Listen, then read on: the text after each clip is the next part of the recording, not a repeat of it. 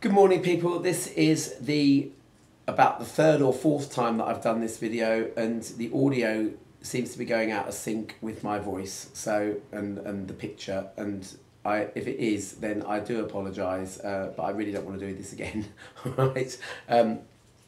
So we're talking about Super Trouper today in the second part of my Magical Musical Moments series, and it's not the song Super Trouper, it's the album Super Trouper, because there's a moment in there which brilliantly encompasses all that ABBA were, all that they were feeling in one magical musical moment. There's also probably the complete opposite of a magical musical moment on Super Trouper, which will become painfully evident as we go.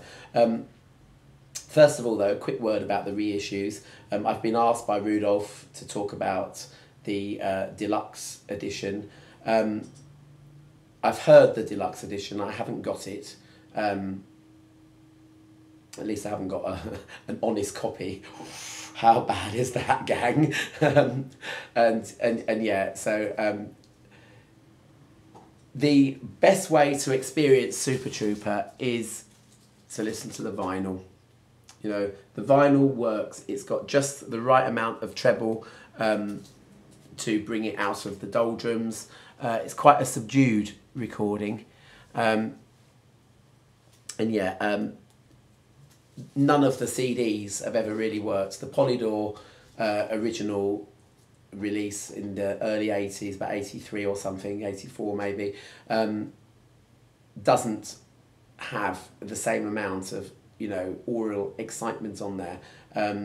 Neither does the deluxe edition. The deluxe edition sounds very flat, and especially with all the bonus tracks it's got on it and everything, it's very apt to become wallpaper, which, you know, it doesn't do the album justice. You know, the Johnsons and Ashleys didn't work either, because they were either too badly compressed or badly EQ'd or badly you know, just overly loudness walled, really, and you know that doesn't do the music justice either.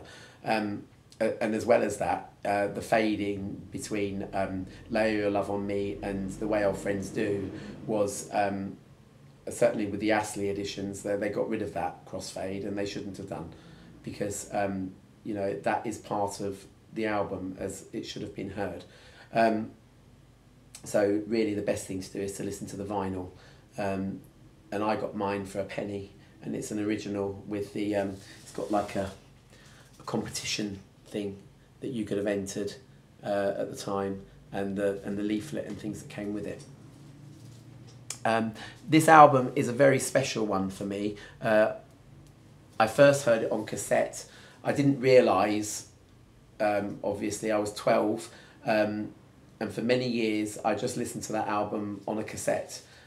Because I got a cassette player for my 12th birthday, and I can still hear, even when listening to other editions of it, the places where the cassette got mangled. So you know, and it gives me a very warm feeling inside, probably because of where I was emotionally at the time, you know, feeling safe and happy, and you know, even in amidst the sadness of ABBA at the time, it made me happy. And the appeal of ABBA has always been this sort of tension between happy and sad, and you know, the Dancing Queens, and If It Wasn't for the Knightses, and that sort of thing. There was a good write-up about If It Wasn't for the Knights in The Guardian. I think it was in The Guardian. I tweeted it at the time because it was really interesting to read somebody else confirming what I've always said, what ABBA have always said about their music, really. You know, the sort of Scandinavian pessimism in a battle with optimism. And usually with ABBA, the optimism has won out, but because Benny and Frida were on the verge of breaking up, and if you believe Bright Lights, Dark Shadows, they couldn't bear to be in the same room together alone by 1980. You know, Bjorn and Agneta had been divorced 2 years, whatever. Plus, you know, the fact that they've been through 8 years or something of really, you know, exhausting fame, you know, which totally sort of denied them a private and personal life. You can see that it's, you know, it's bound to take its toll. And much of what I'm saying here is in hindsight, but perhaps in hindsight, and I'm also, you know, I'm not going to overly gush about them either. You know, there's a certain objectivity which you need to do. But when you stand back and are objective about it, the magical musical moment on this LP will become more poignant and send more of a shiver down the spine because you've actually stepped back and, you know, and looked at the dark and the happy sides of things altogether. Now, Super Trouper, the song, is essentially, you know, Frida saying, look, I'm bored of performing night after night, you know, and all this. The only reason that this is being bearable to me is because my loved one, my partner, whatever, is in the audience, and I'm really pleased that he's going to be there. You know, it's straight away, it's stinging. The winner takes it all is, you know, there's no amount of musical devices or anything that could ever turn that subject matter of, you know, divorce into a happy subject matter. It's just sad. On and on and on. I just think, I mean, I can't remember what I said on my Anomalies video about it. You know, yeah, you know, by most people's standards, it would be a good song at the time, but it was pastiche in the sort of Lena Zavaroni, Bonnie Langfordy sort of light entertainment style that was prevalent, you know, in the mid-70s to late 70s, that, you know, in the UK we were rebelling against. And it doesn't do it. And the performances on the DVD in the deluxe edition, they're in some European, I think it's a German pop show or something, and there they are, you know, Frida doing all this, you know, I'm a heavy rock star posturing, and Bjorn with his guitar, you know, doing all these, you know, heavy metal poses and everything. And if you look at his feet and everything, you know, I'm being a heavy metal band. And no, it doesn't work. It's not ABBA. And on top of that, it's a bad recording with some really awful edits in there as well. And I think that Elaine would have been a better choice. It's still dark. That was the B-side of The Winner Takes It All. Never made it onto an album. And it's still, you know, it's still dark. Would have still fitted with the mood of the album. On and on and on, though. Conversely, perhaps because it's such a facade and so embarrassing, it could well be, you know, a dark statement. This is us with our pants down, people, you know. This is us not at our best. And maybe, you know, that's the reason why it's there. Andante Andante is about the closest it gets to a happy moment, but there's still a subtext there of, look, I've been through the mill, I'm fragile, I'm exhausted, just be gentle with me, just be kind. Lovely, but, you know, again, you know, there's still an underlying tension there. But it's about the closest to the happiness winning over. Me and I is sort of tongue-in-cheek, but, you know, again, the light, dark side of our personality, the yins and yangs that are coming out here. It had been done before in The Name of the Game, but you had to watch the movie and, you know, see the journalist chatting with the girls, you know, as it, like a sort of shrink sort of thing, to sort of be able to you know, make the connection there. Happy New Year is the most obvious, where the tension of the crap world that we live in against the optimism is being won out, or trying to win out. It doesn't quite. Seems to me now that the dreams we had before are all dead. Nothing more than confetti on the floor. That's not happy, is it?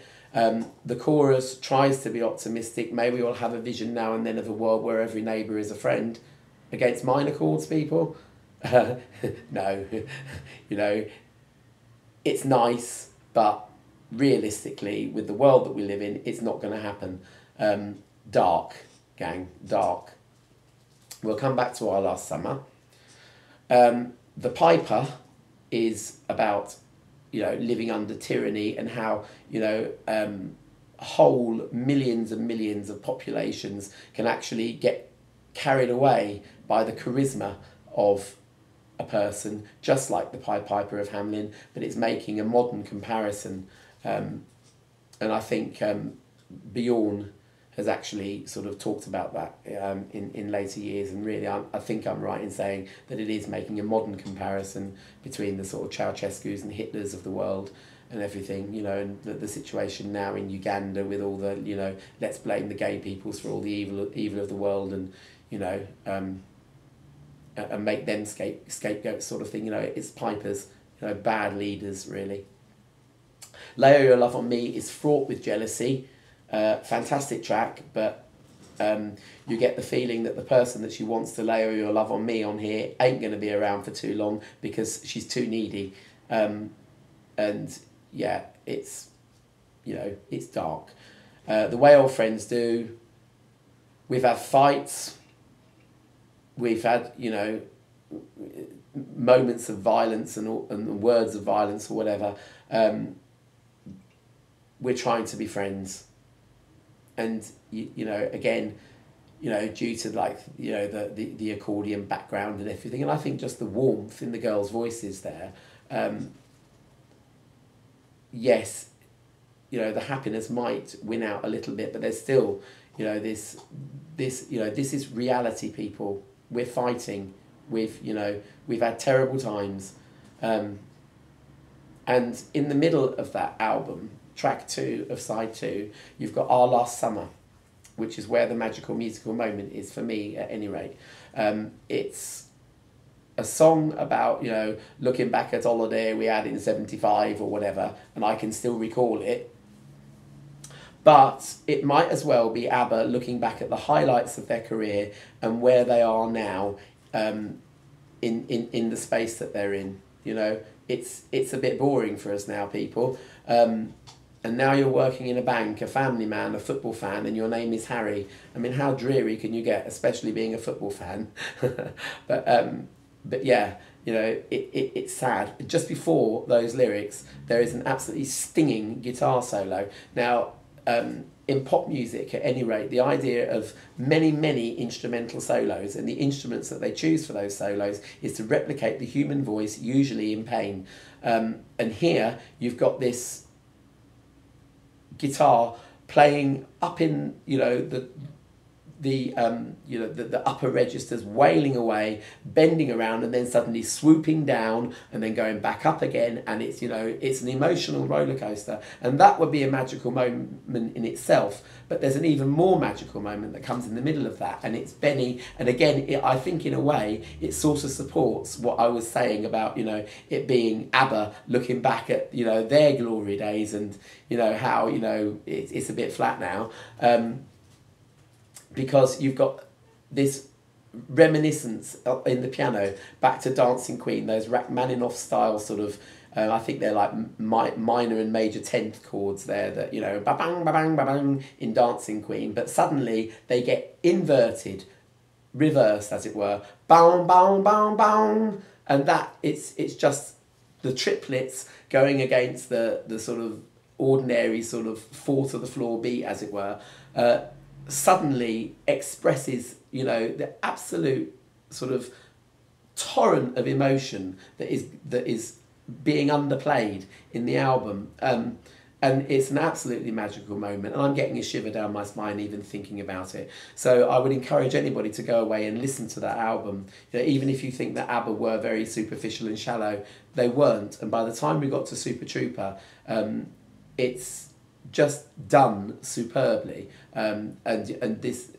the tension versus the optimism, you know, it's very nearly, you know, the optimism losing against the tension, and yeah, just, it's stunning.